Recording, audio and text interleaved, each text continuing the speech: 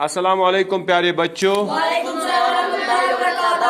प्यारे बच्चों, आखिरी बार हमने हिकायत का जो सबक उठाया था उसमें से हमने 2 हिकायत, ठीक है, हिकायत 1 और हिकायत 2 हमने पढ़ी थी। आज हम हिकायत नंबर 3 को पढ़ेंगे।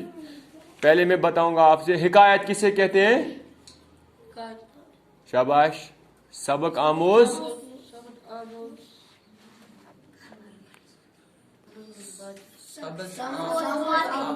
सबक आमोज बातें, यानी वो बातें जिनसे हम नसीहत हासिल कर सकें। यमो नीचे सबक करो हासिल। हिकायत नंबर 3 गुलिस्तान सादी किताब, ठीक है, शेख सादी अलैहि रहमान हंस तमे मज हिकायत आमत निन, ठीक है, अम किताब मज अत मज क्या शेख सादी रहमतुल्लाह अलैह, यानी मे कर न जहां, मैंने कभी किस्मत की खराबी या आसमान की सख्ती की शिकायत नहीं की। मे कर न जहां पन्ने किस्मत खराबी या आसमान च सख्ती पे, आसमान सख्ती क्या गई, यानी आसमान पे आफत दूध दग, ठीक है, अल्लाह ताला सद तरफ, या किस्मत मज परेशानी मुसीबत कहीं चीज, अमन चीजन पे कर मे शिकायत जहां। एक बार ऐसा हुआ कि मैं नंगे पाँव था और जूता भी न खरीद सकता था। इसी गम में मैं कूफा की मस्जिद में दाखिल हुआ।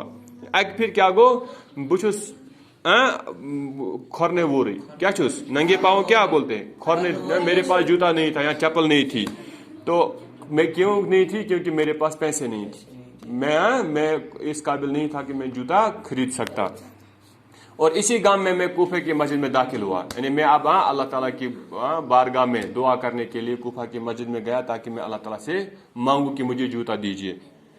वहां मैंने एक आदमी को देखा जिसके पाँव ही नहीं थे, यानी शेख सादी रहमतुल्लाह फरमाते हैं जब मैं मस्जिद में दाखिल हुआ अपने जूते की के लिए दुआ करने के लिए गया, जूते के लिए, तो मैंने क्या देखा, मैंने देखा कि एक आदमी वहां है जिसके पास पाँव ही नहीं थे। मिनिश खोर ते सोरे की बूढ़ी तो उसने ब्याक शख्स अमिस खोर ते कहीं, क्या उसने खोर ते कहीं। मैंने खुदा की नेमत का शुक्र अदा किया और अपने पास जूता न होने पर सब्र किया।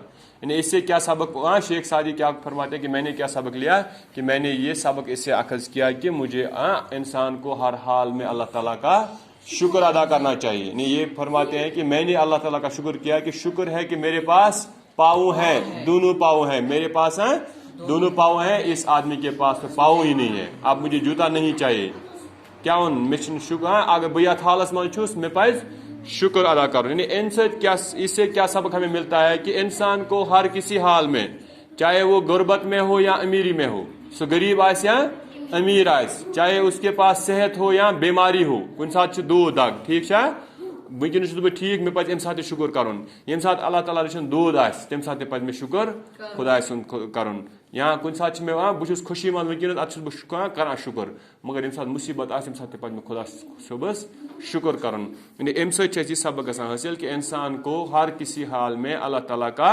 शुक्र अदा करना चाहिए, इंसान का शुक्र गुजार होना चाहिए। ये सबक हमें इससे मिलता है।